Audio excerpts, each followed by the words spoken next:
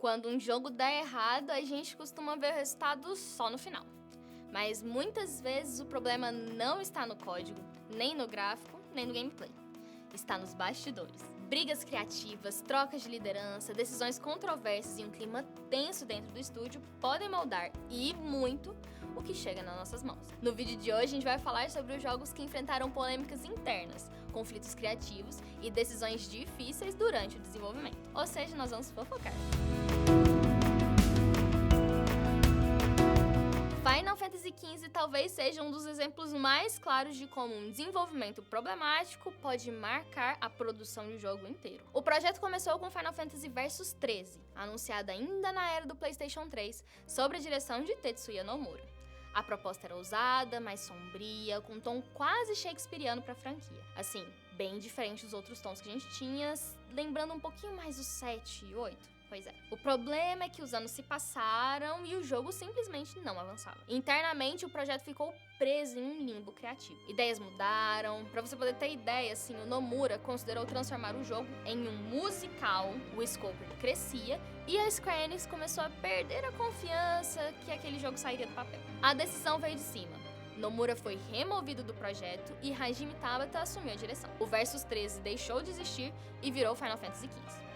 O Tabata teve a missão ingrata de reorganizar tudo, cortar conteúdo, adaptar o jogo para uma nova geração, porque aí veio o PlayStation 4, e principalmente finalizar algo que estava anos atrasado.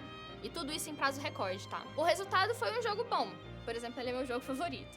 Com momentos muito fortes, mas assim, fragmentado, com momentos espalhados entre filme, anime, DLCs e conteúdos externos. Poucos jogos carregam um peso de bastidor tão forte quanto Metal Gear Solid 5 The Phantom Pain. Durante o desenvolvimento, a relação entre o Hideo Kojima e a Konami começou a se deteriorar. Relatos indicam um ambiente de controle excessivo, mudanças internas da empresa e conflitos sobre prazos, orçamento e direção criativa. O ponto mais simbólico dessa ruptura foi quando o nome de Kojima começou a ser removido de materiais promocionais e da comunicação oficial do jogo. Apesar de tudo isso, Metal Gear Solid 5 chegou ao mercado com um dos melhores gameplays já criados no gênero stealth, mecânicas refinadas, liberdade absurda e um sistema de missões extremamente sólido. Mas a história... essa abre o debate. Muitos fãs sentem que o jogo foi lançado incompleto narrativamente, com arcos interrompidos e ideias que claramente não chegaram à forma final imaginada pelo Kojima. Boatos fortes, inclusive, que o Kojima não queria de jeito nenhum fazer esse jogo. Enfim, é um clássico de potencial desperdiçado por falta de alinhamento interno. Nos bastidores da BioWare, o desenvolvimento do jogo foi marcado com uma pergunta simples, mas perigosa. Que jogo é esse? Durante boa parte do desenvolvimento, não havia uma visão clara.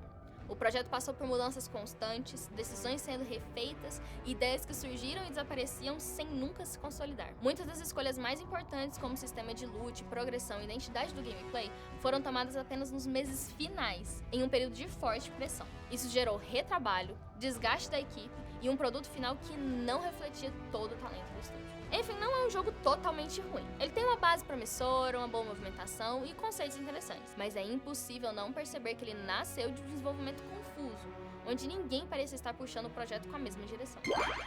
BioShock Infinite é um jogo bom, mas o caminho até ele foi tudo menos tranquilo. Sob a liderança de Ken Levine, o projeto começou com uma ambição gigantesca. Mecânicas complexas, mundos extremamente dinâmicos e sistemas que iam muito além do que a tecnologia e o tempo permitiam. Com o passar do desenvolvimento, ficou claro que muita coisa precisaria ser cortada. Internamente, isso gerou desgaste. A equipe lidava constantemente com mudanças de direção, ideias que surgiam e eram descartadas, e a frustração de abandonar sistemas nos quais se trabalhou por meses ou anos. O jogo final é muito diferente das primeiras versões apresentadas ao público. Menos complexo em sistema, mais focado em narrativa e ritmo. Pra fechar a lista, temos uma polêmica, assim, de uma das maiores do mundo. DMC Devil May Cry. Um dos reboots mais controversos da história dos games. Esse aqui deve ter dado briga, assim, tipo, de jogar a cadeira pro alto, o pessoal gritando um com o outro na rua, loucura. A Capcom decidiu terceirizar o desenvolvimento da franquia pra Ninja Theory e autorizou mudanças profundas no visual, no tom e na personalidade do protagonista, o Dante. Internamente, isso gerou uma tensão criativa. A equipe queria modernizar a franquia, enquanto parte da identidade clássica era deixada de lado. E quando eu falo parte, é quase tudo mesmo, porque o Dante é completamente diferente, assim, o jeito dele se expressar é outro modelo. Externamente, a reação foi ainda mais forte. Os fãs da série rejeitaram o novo Dante, com sua atitude e estilos mais agressivos do jogo. O resultado foi um título tecnicamente competente, uma boa gameplay, mas que ficou marcado pela polêmica. E como uma pessoa que gosta desses títulos jogados de lado, eu gosto muito de DMC, reboot, mas não como um reboot, mas como algo à parte, sabe? Tipo, se ele fosse assim, falar, nós não vamos desistir da franquia, nós só vamos fazer um rolê diferente. Pensa como um Arif da Marvel. Acho que funcionaria super, o pessoal ia gostar mais, mas falando de reboot... Mais ou menos, mais ou menos, mais ou menos. Esses jogos mostram que desenvolvimento de videogame não é só código e arte, flores e coisas assim. É gente, ideias, egos, pressão e decisões difíceis. Às vezes o conflito gera algo incrível, mas outras vezes deixa cicatrizes visíveis no produto final. Mas em todos esses casos, entender os bastidores ajuda a enxergar esses jogos com outros olhos. E agora eu pergunto pra você. Qual desses jogos você acha que mais sofreu por causa dos bastidores? E qual conseguiu se reinventar apesar deles? Fica aí a pergunta. E isso é tudo, pessoal. Até a próxima!